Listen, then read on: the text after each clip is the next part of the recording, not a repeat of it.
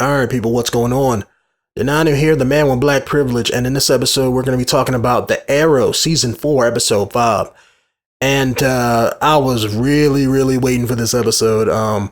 As somebody who is, I'm not going to say was, I was a real big fan of the Constantine TV show.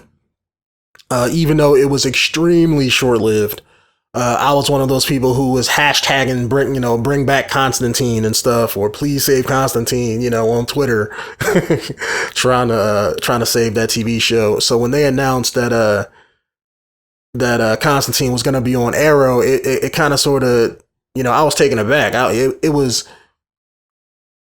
surprising to see something like that happen, because in today's day and age, and it kind of sort of warms my heart a little bit that in today's day and age, modern social media can reach out to the various people who make the TV shows and the actors and things like that to, I'm not going to say influence them, but to show fan support and feedback for the different ideas that they have. Because this episode was really a fan service episode. Nothing really got pushed forward as far as the Arrow storyline in this episode. The main focus point of the episode was twofold. You had Diggle learn about his brother at the end through a task. Let me talk like I got some damn sense. That Damien Dark had Laurel's dad do, and Diggle went with him, and they basically found out a little bit more about Diggle's brother. And at the end of the episode, Laurel's dad gave Diggle a folder containing what I assume was his military record. It had some military wording and things like that. So he got some closure as far as why his brother got killed, because he actually, that was a side of his brother that he didn't know. The other part of the episode was dealing with Sarah and her getting loose, and she was going around killing bad guys and stuff like that.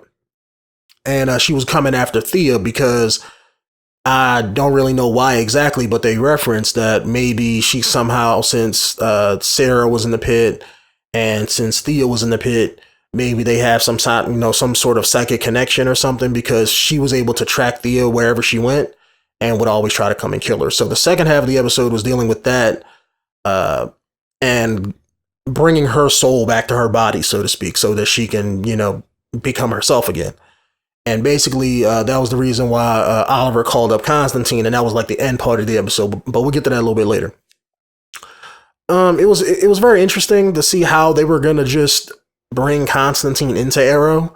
I thought that they were gonna do just like a situation where they were gonna be like, "Oh, we got to deal with this magic shit," and Oliver's gonna be like, "You know what? I know a guy who can handle this," and then he just calls him up on the phone, But supposedly how they did it was, while Oliver was on the island, working with Argus, Constantine went there, and he basically got caught by the militia people that Oliver was blending in with, and basically they were going to kill Constantine because they thought he was spying on them, but really he was there looking for this temple or tomb or something. But it was basically this ancient place that had this magical looking scepter thing. And basically Constantine breaks out and basically takes Oliver hostage. And during the course of them finding this place, because Oliver knew where it was, the only thing Constantine had was just a map of it, but he didn't know the landmarks and nothing like that. But Oliver did, so that's the reason why he took him. But they basically got there, went inside of this place, retrieved this scepter. And during the course, Oliver saw Constantine working a little bit of magic, and basically inside of this temple, it wouldn't let, or at least I'm assuming it wouldn't let, I'm going to say evil people, but bad people go near this scepter, because there was like a warding, I don't know what to call it, but I'm assuming it was like some kind of warding spell on it.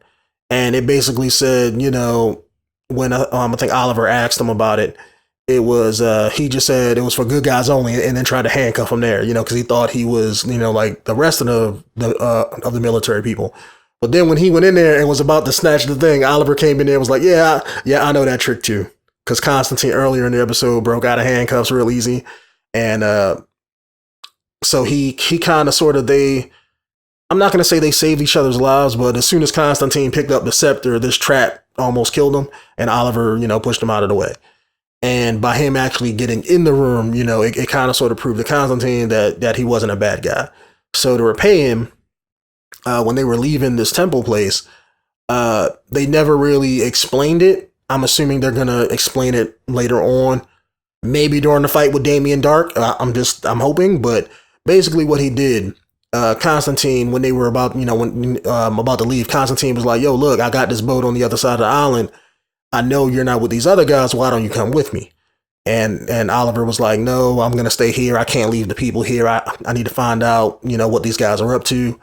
And Constantine, what he did was he used the scepter. He broke off a piece of it, the head of it, and basically was going to use that.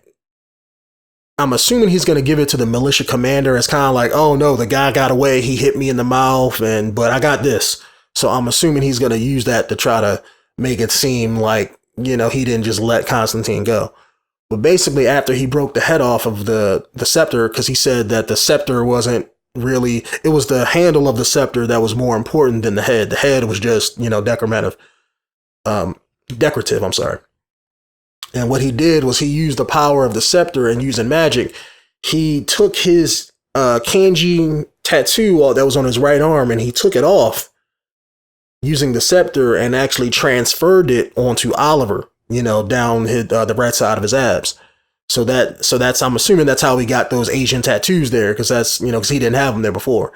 And when Oliver asked, what he did, Constantine just explained that it's going to help him sometime later.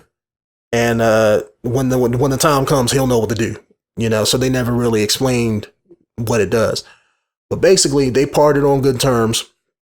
And later on, once Team Arrow, I should say, once they caught Sarah, because she came after Thea a couple more times, and once they actually captured her, they didn't know what to do.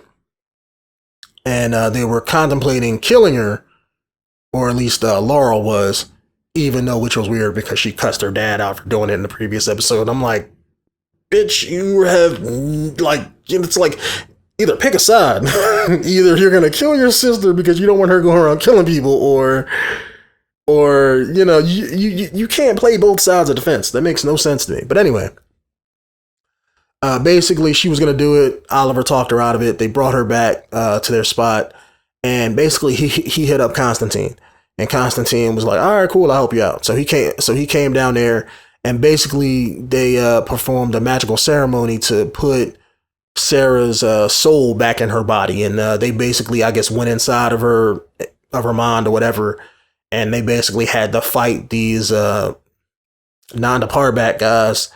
And it was basically, I'm assuming it was all symbolism, because they were keeping her locked up in the pit as prisoner. So once they freed her, they all got ejected out of her mind. She got her soul back, and she woke up just fine. And as Oliver was walking out, Constantine was talking about, like, yeah, ever since I got to this town, I've been feeling very, the hair on the back of my neck's been, standing up. And Oliver was like, oh yeah, that's probably because, of Damien Dark. And as soon as he referenced his name, Constantine kind of just dropped his humorous persona and got serious. And Oliver was like, oh, he's that bad, huh? And Constantine was like, yeah. He was like, you should leave town. Like, don't even fight him. Just up and leave town. Don't even worry about it. But as a fan of both shows, this episode was very nice. You can clearly see this was a fan episode. I'm hoping they can take it and do something else with it, but I doubt that's going to happen. At the very least, though, I would really like if, let's say, during the season finale, when Arrow is, when Team Arrow is fighting Damien Dark, since I don't see how they can take him unless the tattoo that Constantine gave him is going to somehow make him impervious to Damien Dark's magic, maybe, because I don't see, if they don't do something like that, I just don't see how Team Arrow can beat him, because he's so strong with the magic powers and the telekinesis and all that stuff. But I'm hoping that Constantine comes up for like the season finale. Maybe they can't handle him and they got to call him up to get his help back, and he comes back in. Because I don't know how popular this episode was. I mean, I didn't do any research on it as far as the ratings or everything, but I'm hoping it does good enough that they, you know, he'll make a second appearance. Because I love, I forget the guy's name, but in his role as Constantine, I love the way he plays the character. I don't know if that's true to the comic books or not. I've only read like at most 5 Constantine comic books, so I am by no means a super duper fan of the source material. But judging from what I've read about the character in the newer DC stuff, because basically DC Comics brought him out and he is like one of the magical characters in DC now. That's probably the reason why the support with the show first came about. Because I think, and I could be wrong, and I'm going off of the review during this part just to give you guys some context about it, is basically, I think how it all got started was, I know the show was being canceled last year. Well, was it last year or earlier this year? I think it got canceled earlier this year, but I know they were playing it this time last year. And basically, fans were tweeting at, what's his name? Oh, God, I'm going to forget his name. I might be wrong about this, but I'm going to say Stephen Amell. But basically, you know, they were tweeting at Green Arrow about, like, you know, do you think Constantine could be on the show? Because I mean, he's a member of DC Comics too. And at the time, you know, and he was, you know, Arrow, I think he said something on his Twitter, was like, sure, you know, I don't care, or it would be cool to have him on the show, you know, if we could somehow work that in. And fans just ran behind that idea. And so when they canceled Constantine, you know, fans, you know, they tried to save the show and all that. That didn't work out. But basically, fan support was so good around that idea that the people who make, you know, the Arrow were like, yeah, sure, we could somehow work this in. You know, so it's great to see an idea come from the fans and then blossom into something that you can actually see on television. That is a great idea. I can't express enough how much I love that as a core concept of television and modern media and social media. I really can't. But anyway, my name is Denonu, the man with black privilege. And if you guys have anything to say about the episode or about Constantine in general, because, you know, like I said, I'm a huge fan of the show. So if you guys want to talk about it, please let me know down in the comments below. And I'll see you guys in the next episode review. Peace out.